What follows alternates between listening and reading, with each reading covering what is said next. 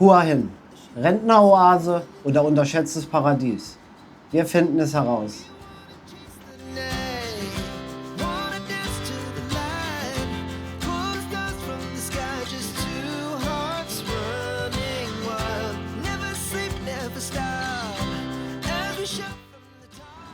Du planst deinen Thailand-Urlaub und weißt noch nicht, ob Hua Hin das Richtige für dich ist?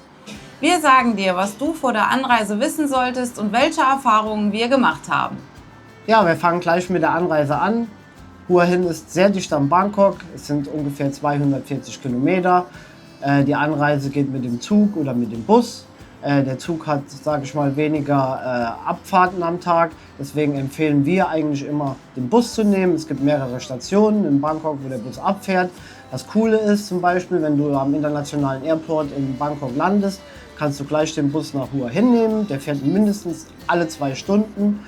Und wir buchen eigentlich die Busse mittlerweile immer über Want2Go. Das kannst du sogar schon von zu Hause aus. Und den Link machen wir dir gerne in die Videobeschreibung. Ja, so, jetzt kommen wir zu den Stränden. Das ist ja der Grund, weshalb die meisten hier hinkommen. Also wir wohnen hier sehr zentral in Hua Hin und haben es nicht weit bis zum Hausstrand, also zum Hua Hin Beach. Und wenn man dorthin geht, kommt man an einigen Stränden vorbei. Und der Strand selbst ist relativ klein, also sehr klein kann man eigentlich schon sagen.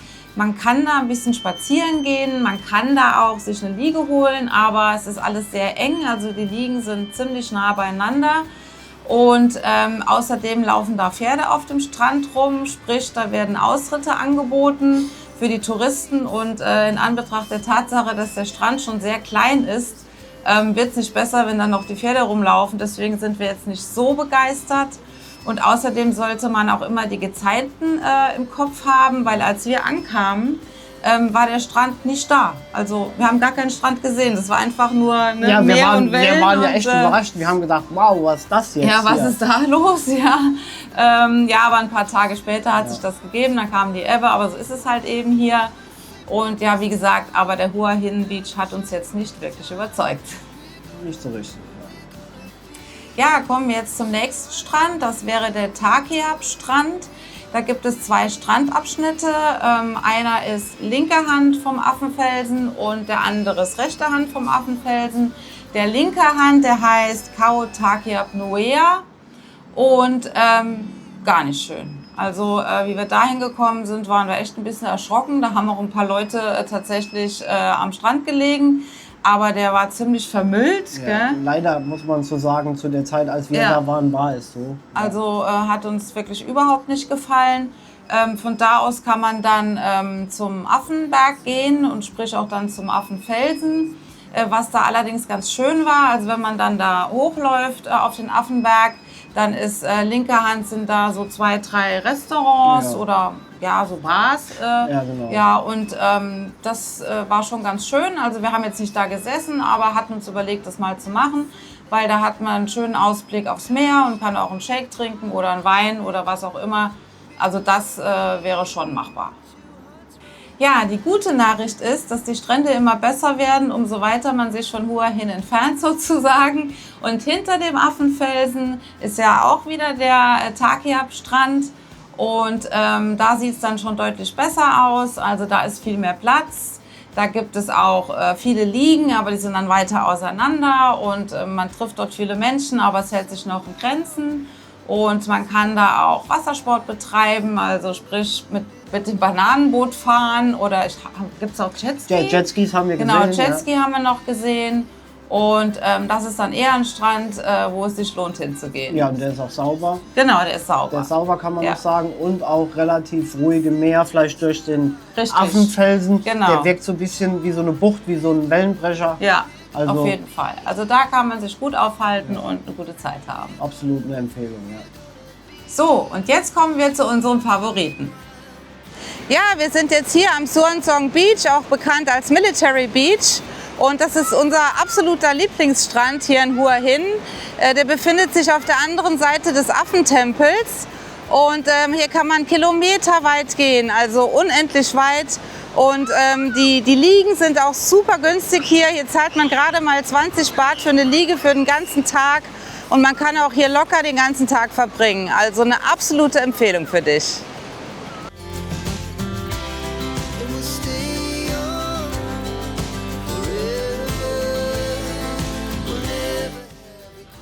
Ja, und der Strand wird tatsächlich von der thailändischen Armee verwaltet. Und am Beach sind auch mehrere kleine Shops. Dort kann man sich einen Eiskaffee holen, einen Shake, eine Kleinigkeit zu essen. Das kann man dann wunderbar mit zum Strand nehmen. Und die Anreise ist am besten mit dem Roller oder einem Tuk-Tuk. Oder, wenn Ebbe ist, kann man sogar entlang des Ufers vom Takea Beach bis zum Military Beach gehen. Ja, das ist ziemlich cool, gell? Ja, Ja. Und weiter geht's zu den Ausflügen in und um Hua Hin. Und wir starten gleich mit dem absoluten Highlight, 50 Kilometer südlich von Hua Hin, dem Khao Som Roe Nationalpark. Ja, also der Nationalpark ist das absolute Highlight hier in der Region. Solltest du dir unbedingt anschauen. Also wir hatten da so eine gute Zeit. Also der Tempel in dieser Höhle, der von oben beleuchtet wird durch das Loch in der Decke, das ist total magisch. Kann man nicht beschreiben, wenn man es nicht gesehen hat. Und danach kam ja direkt das nächste Highlight mit den Wetlands. Da sind wir mit dem Boot durchgeschippert. Also eine wahnsinnig tolle Natur, die Karstfelsen, Lotusblumen und so weiter und wie viele Vögel und sowas. Ja. Also es war wirklich einer der schönsten Dinge, die wir überhaupt schon mal gemacht haben hier in Thailand. Auf jeden Fall. Ist auf jeden Fall eine Empfehlung. Und wir haben dazu auch ein ganzes Video gemacht und das verlinken wir dir in der Videobeschreibung. Natürlich haben wir auch einen Ausflug nach Cha-Am gemacht und dort haben wir einen echt interessanten Tempel entdeckt. Ja, wir sind jetzt in Cha-Am, das ist etwas nördlich gelegen von Hua Hin und zu diesem Tempel wollten wir immer schon mal, das ist der Wat Tham Chaeng.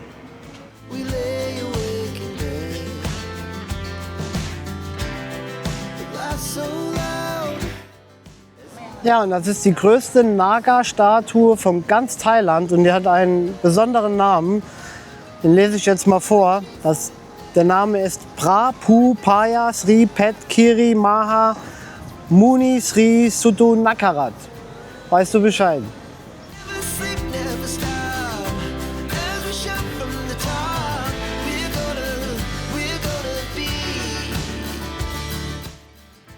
Und der Cha-Am Beach darf auch nicht fehlen. Wir sind jetzt hier am Cha-Am Beach und machen für dich den Strandtest. Also es ist auf jeden Fall so, dass der Strand wirklich sauber ist, also liegt kein Müll rum oder so. Es gibt unheimlich viel Liegen, also im Schatten und auch davor.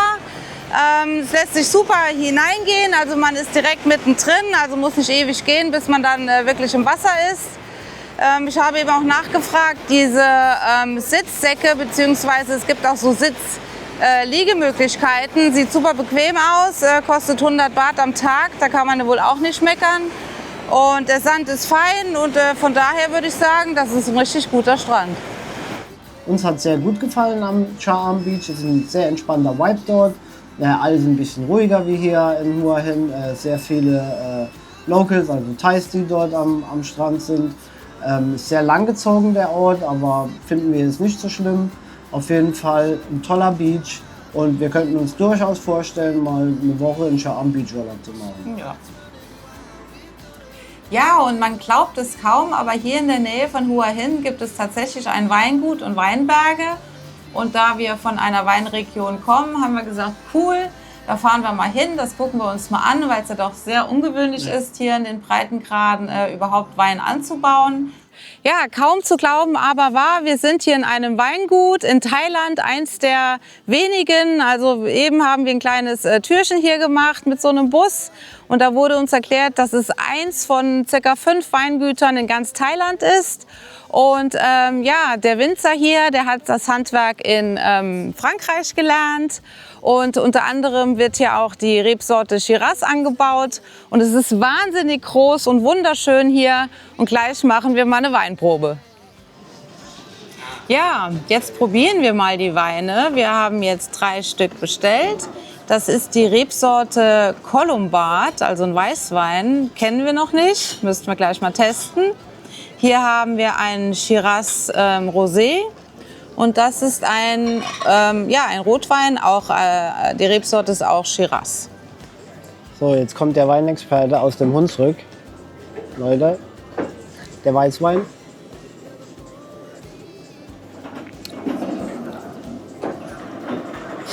Wie die Jasmin gesagt hat, ist sehr trocken. für mich ist zu viel Säure enthalten. Muss ich ganz klar sagen, würde ich nicht kaufen. Zu säurelastig.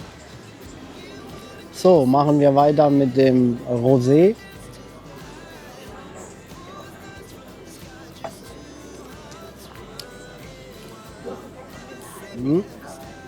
Ist gut, sehr mild. Schmeckt mir besser wie der Weißwein. Hat ein bisschen weniger Säure.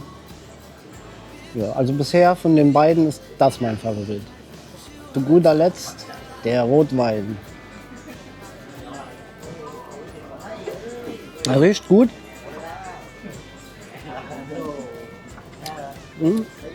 Auch ziemlich trocken, aber vollmundig, bisschen beerig. Na, ein Schlückchen brauche ich noch.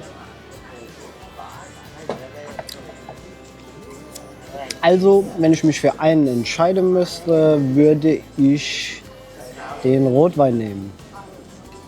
Und hier nebenan gibt es eine Zweigstelle von dem Weingut. Und da kann man sich dann für 300 Baht dorthin fahren lassen. Die Fahrt hat eine Stunde gedauert. War auch eine schöne Fahrt, kann man sagen. Ja. Und vor Ort war auch interessant, sind wir durch die Weinberge gefahren, haben uns das angeguckt und eine Weinprobe gemacht. Aber unter uns, also unsere Weine sind definitiv besser. Und auch die Preise dort sind ziemlich saftig. Ne? Ja. Also da zahlt man um ein Vielfaches mehr. Von daher, naja, muss man nicht unbedingt machen, aber wer sich dafür interessiert, für den ist es, glaube ich, ein ganz schöner Ausflug. Ja, der oder? Ausflug lohnt sich auf jeden Fall. Ja. Ja, man kann schon sagen, dass hier in Hua Hin der Affenberg tatsächlich sehr bekannt ist und für viele auch eine Sehenswürdigkeit ist. In der Vergangenheit waren da richtig viele Affenrudel unterwegs und da hatten wir schon Videos gesehen, haben gedacht, boah, nee, brauchen wir nicht. Aber mittlerweile ist es nicht mehr ganz so schlimm. Also wir waren dort und die Affen waren echt total entspannt. Ja. Also waren wir total überrascht. Wir haben mal Rast gemacht an einem Ort oder an so einem kleinen Häuschen.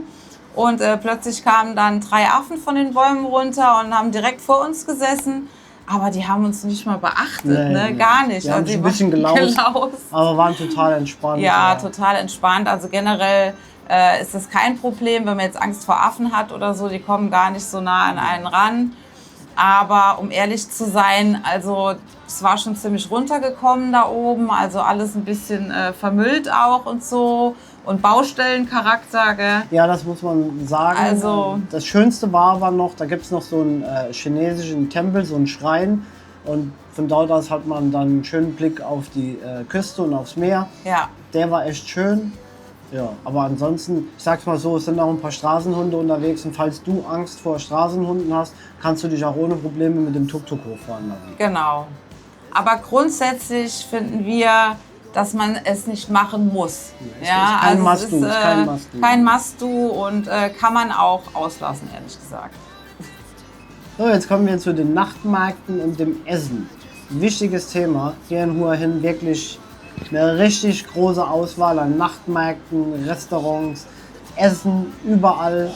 Und wir fangen an mit dem Hua Hin Night Market. Das ist der kleine Nachtmarkt hier in der City quasi, im Zentrum mehr oder weniger.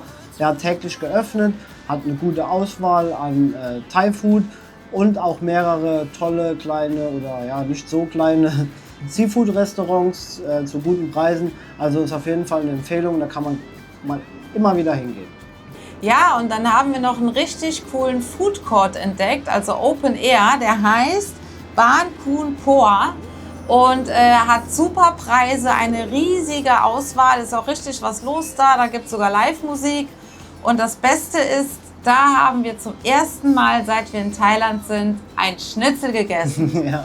Und das war richtig gut, also nicht ganz so wie bei uns, so ein bisschen anders.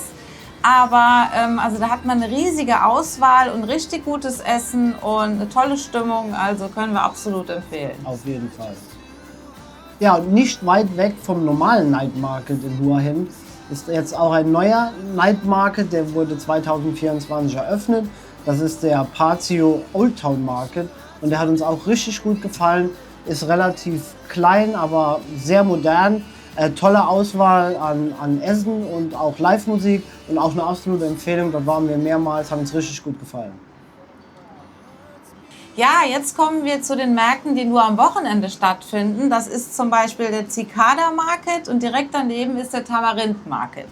Und der Cicada Market ist super schön geschmückt, also ganz toller, jetzt gerade zur Weihnachtszeit. Ja. Und da gibt es Kunsthandwerk und Souvenirs, also alles, was man so ein bisschen shoppen kann, aber hochwertige Ware, also überhaupt kein Ramsch oder sowas. Ein paar Kleinigkeiten zu essen gibt es da auch. Also ist eine ganz tolle Atmosphäre und solltest du unbedingt hinkommen, wenn du in Hua Hin bist. Dann daneben ist ja der Tamarind Market, der hat Live-Musik und das ist so eine Food-Court-Atmosphäre, also auch ganz tolles Essen. Also es ist eine perfekte Kombi, das zusammen an einem Wochenende oder an einem Abend zu machen, solltest du auf jeden Fall tun. Aber auch außerhalb von den Nachtmärkten hier in Hua Hin, die Restaurantdichte ist wirklich krass. Ja, wenn man jetzt zum Beispiel Richtung Hua Hin Beach geht, da gibt es sehr viele Restaurants, Italiener. Ich habe auch Spaß gesagt über die Jasmin, hier gibt es ja mehr Italiener wie in Neapel. Ja. Also sehr viele italienische Restaurants oder wenn du auf Google Maps zum Beispiel German Food oder deutsches Restaurant eingibst, selten so eine Masse an deutschen Restaurants gesehen, wo man Schnitzel oder Currywurst essen kann. Ja. Das muss man schon sagen, aber die Preise sind natürlich auch, wenn man Richtung Beach geht, schon ein bisschen saftig, aber dafür hat man auch eine schöne Atmosphäre. Ja, und eins darf man nicht vergessen, hier in Hua Hin gibt es ja die zwei Malls, Market Village und Blueport. Und auch dort, zum Beispiel im Market Village, da waren wir öfter, gerne mal mittags, gibt es einen richtig guten Food Court, Top-Preise und auch eine riesen Auswahl. Also und gutes Essen. Gutes Essen, sagen, ja. Aber man muss sagen, in Hua Hin, Essen wirklich top. Ja, Foodparadies. Ja. So, kommen wir noch zur Fortbewegung. Wie bewegst du dich am besten in Hua Hin fort? Also das hat uns echt gut gefallen. Hier an der Hauptstraße, da gibt es die sogenannten Song Toys. Das sind die grünen Sammeltaxis. Und man stellt sich an die Straße, hebt die Hand, winkt, der hält an und pro Fahrt kostet das 15 Baht. Und die bewegen sich tatsächlich vom Takia Beach bis zum Night Market. Am Night Market kann man umsteigen und rein theoretisch noch bis zum kleinen Airport fahren. Und das ist echt eine Top-Sache. Natürlich gibt es auch jede Menge Tuk-Tuks in Hua Hin. Die stehen überall an der Straße. Einfach hingehen, ansprechen, Preis verhandeln und dorthin fahren lassen, wo man hin will. Bolt und Crab funktionieren einwandfrei, haben wir am meisten benutzt, wenn wir jetzt weiter weggefahren sind. Oder halt einfach einen Roller mieten, aber ein bisschen aufpassen, die Hauptstraße ist schon echt krass befahren. So, jetzt kommen wir zu unserem Fazit. Wir fangen damit an, was uns hier nicht so gut gefällt. Also was uns nicht gut gefällt, ist die Tatsache, dass es sehr städtisch tatsächlich wirkt. Ist ja auch eine große Stadt, aber sage ich mal, zwischen den Hotels und dem Strand ist halt eine riesengroße Straße, die komplett stark befahren ist, also die ganze Zeit über. Und es gibt wenig Fußgängerüberwege. Es gibt zwar hier eine Brücke, die in dieser Richtung liegt und eine andere Brücke in der anderen Richtung. Aber wo wir jetzt hier sind, nahe Hua Hin Beach, ist nichts vorhanden. Circa 1,3 Kilometer, sage ich mal, von der Hauptstraße, wo wirklich kein Zebrastreifen ist, keine Ampel. Ja, gar nichts dergleichen. Ja. Und man muss ja sagen, dass hier sehr viel ältere Leute sind. Ja. Also man kann fast sagen, der Großteil der Leute hier sind über 60. Ja, wir haben damit kein Problem. Nein, das soll jetzt nicht negativ sein. Soll jetzt nicht negativ sein. Aber Fakt ist nun mal, dass man die Straße halt überqueren muss, oft. Und das für viele Leute ein Problem darstellt. Also bei uns ist es gerade so, dass meine Mutter zu Besuch ist aus Deutschland. Und auch für sie ist es wirklich ein Problem. Also wir müssen sie an die Hand nehmen. Die ist jetzt schon 70 und ein bisschen ja nicht mehr ganz so gut auf den Beinen. Und da ist das tatsächlich ein Problem. Und selbst Touristen, die wir jetzt hier im Hotel kennengelernt haben, die jetzt noch jung sind, sagen das Gleiche. Die sind jetzt zum ersten Mal in Thailand, hier in Hua Hin. Und die haben tatsächlich Angst über die Straße zu überqueren. Uns zwei fällt das vielleicht jetzt nicht so extrem auf. Wir sind schon einiges gewöhnt. Aber trotzdem, das ist wirklich ein Thema, das ein Problem ist. Ja, auf jeden Fall. Ja. Also ich meine, wir kennen das ja schon von Asien, dass es keine Zebrastreifen gibt, also meistens nicht. und da auch nicht angehalten wird. Aber wir wissen halt, dass wir langsam gehen und dann die Leute um uns rumschiffen und so. Aber für viele Leute ist das keine Selbstverständlichkeit. Also das finden wir nicht so gut hier. Und außerdem die Situation Richtung Beach, also wenn man jetzt an dieser Ausgehmeile da vorbeigeht, die gleiche Situation. Also man muss auf der Straße gehen, um überhaupt da hinzukommen, also überhaupt die Restaurants besuchen zu können. Oh ja, und die ist auch relativ stark befahren. Also man muss eigentlich immer gucken, dass man nicht zu weit auf der Straße läuft, um nicht überfahren zu werden. Ja, es gibt halt auch einige Kurven, wo man dann besser die Straße wechselt. Also wie gesagt, für ältere Leute kann das schon ein Problem sein. Das müsste, ob es zu ändern ist, wissen wir nicht, aber es gefällt uns halt nicht. Ja, genau. Es ist auch relativ eng dann dort, ne? Genau. Ja, und was auch noch erschwerend dazu kommt, muss man sagen, was uns jetzt auch nicht so gut gefallen hat, also wenn man Richtung Pier geht, da am Fischereihafen und so, also es ist richtig runtergekommen, ne? Also da liegt auch viel Müll rum, das Pier ist so halb verfallen, ne? Ja. Und dann sind ja aber gleichzeitig steht da das Hilton, ja. Also irgendwie, das passt nicht so richtig. Also ich glaube, für manche Urlauber ist das so ein bisschen störend. Ja, könnte man ja auch ändern, sagen wir mal so. Ja, ich denke auch durch die Vielzahl der Touristen hier und auch nicht unbedingt billig Backpacker-Touristen jetzt in Anführungszeichen, kommt schon einiges an Geld rein. Wir finden, das könnte schon alles ein bisschen modernisiert werden. Ja. Das ist unsere Meinung, so sehen wir das. Ja. Ja, natürlich hat uns auch vieles gut gefallen in Hua Hin. So ist es ja nicht. Also was hier wirklich super ist, sind die Annehmlichkeiten, die man jetzt, sage ich mal, als westlicher Tourist hat. Wir waren jetzt auch schon länger in Nordthailand unterwegs, in Lampang oder Chiang-Dao. Und wenn man dann hier hinkommt und dann wirklich Supermärkte hat, auch selbst die 7-Elevens oder auch der Top-Supermarkt, die Malls, die haben wirklich alles, was man sich vorstellen kann, was man vielleicht schon Wochen nicht mehr hatte. Alle Käsesorten, wirklich gute Salami. Wein. Schinken natürlich alles ein bisschen teurer, aber das gönnt man sich ja ab und zu mal. Ja. Das ist echt in Hua Hin wirklich in der Masse da. Ja, also eine Riesenauswahl, teilweise mehr als wir in Deutschland haben tatsächlich, gell, in unseren Supermärkten. Also es sind alles so Mega-Supermärkte. Das ist für uns natürlich, jetzt wo wir lange in Thailand sind, ein Segen. Ja. Ab und zu, genau, das auf jeden Fall. Ja, und dann ansonsten kann man ja nicht so schön spazieren gehen, aber der Military Beach, wirklich ein ganz toller Strand. Man kann wirklich kilometerweit, wenn nicht gerade Flut ist, spazieren gehen. Also mehrere Kilometer zum Sonnenuntergang oder zum Sonnenaufgang. Ja, das hat was, auf jeden Fall. Ein ganz toller Beach, hat uns wirklich richtig gut gefallen.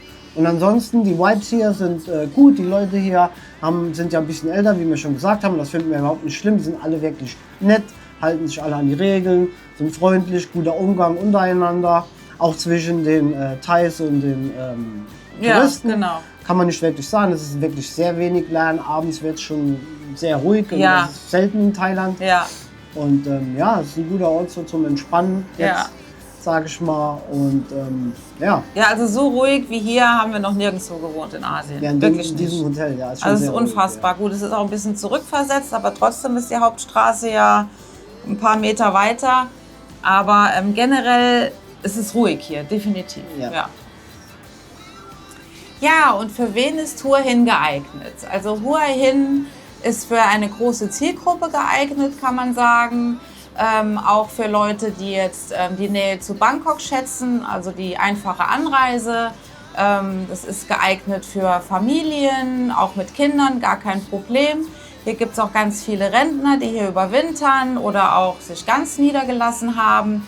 Hier gibt es auch viele Expats und digitale Nomaden, die in der Regel sich ein Kondominium mieten, also ein Apartment in einem Komplex, meistens in der Nähe von Taki Yap. Ja, da würde ich sagen, das ist mal so die Hauptzielgruppe. Also grundsätzlich ist es schon für eine große Zielgruppe geeignet. Ja, auf jeden Fall. Die medizinische Versorgung ist ja auch sehr gut. Es gibt mehrere Krankenhäuser. Das muss man auch sagen. Und auch wir könnten uns vorstellen, hier nochmal einen Monat zu verbringen. Dann aber, wie die Jasmin gesagt hat, Richtung Taki Yap Beach definitiv. Und auch auf jeden Fall würden wir dann die Nebensaison bevorzugen. So ab April, Mai können wir uns das schon gut vorstellen. Ja, Hua Hin ist nichts für Touristen, die das authentische Thailand suchen. Hier in Hua Hin ist alles sehr auf die Westler ausgelegt. 90% der Leute, die man trifft, kommen aus Europa, aus Amerika, Australien etc. pp. Ich denke auch, junge Leute und Backpacker würden sich hier auch nicht so wohl fühlen. Und ja, die Beach-Feelings kommen auch nicht so richtig auf, weil uns fehlen hier die Palmen. Klar, ist keine Insel, es sind überall Pinienwälder. Die Strände sind trotzdem toll, aber das solltest du auf jeden Fall im Hinterkopf haben. So, kommen wir wieder zur Anfangsfrage. Hua Hin, Rentneroase oder unterschätztes Paradies? Ja, also ist eine schwierige Entscheidung. Wir wollen vorneweg mal sagen, wir haben unsere Zeit hier sehr genossen, uns hat es hier gut gefallen. Wir könnten uns auch vorstellen, in der Nebensaison hier mal einen Monat oder 2 zu leben. Und you never know, vielleicht landen wir 2 ja auch in 20 Jahren hier in Hua Hin. Man weiß es ja nie. Aber Hua Hin ist eine Rentneroase, aber gleichzeitig für die Rentner auch ein Paradies. Ja, weil hier wird ja alles geboten, was man in dem Alter auch braucht oder auch gern hat, wenn man hier jetzt zum Beispiel seine Rente verbringt, ja, seine Rentenzeit. Also man hat hier eine gute Gesundheitsversorgung, es ist günstiger als in Deutschland. Das Wetter ist besser, auch besser für die Knochen und so weiter. Auf jeden Fall. Also mit ein paar Abstrichen natürlich, wo wir ja vom Verkehr gesprochen haben und so weiter. Aber im Grunde genommen, ja, es ist ein Rentnerparadies, was aber jetzt nicht negativ zu bewerten absolut ist. Nicht negativ gemeint. Weil wie gesagt, also es sind ja auch jüngere Leute hier, die Expats und so weiter. Und die werden ja hier auch bedient und haben ja auch hier die ganzen Annehmlichkeiten. Und von daher kann es natürlich auch ein Paradies für weitere Zielgruppen sein. Und was ist deine Meinung zu Hua Hin? Schreib's gerne in die Kommentare. Genau, und wir hoffen, dir hat das Video gut gefallen. Lass doch gerne mal einen Daumen nach oben da. Ein Abo würde uns auch riesig freuen. Wie immer sind alle Standorte in der Videobeschreibung verlinkt. Wir sehen uns beim nächsten Video. Bis dann, mach's gut, ciao. Ciao!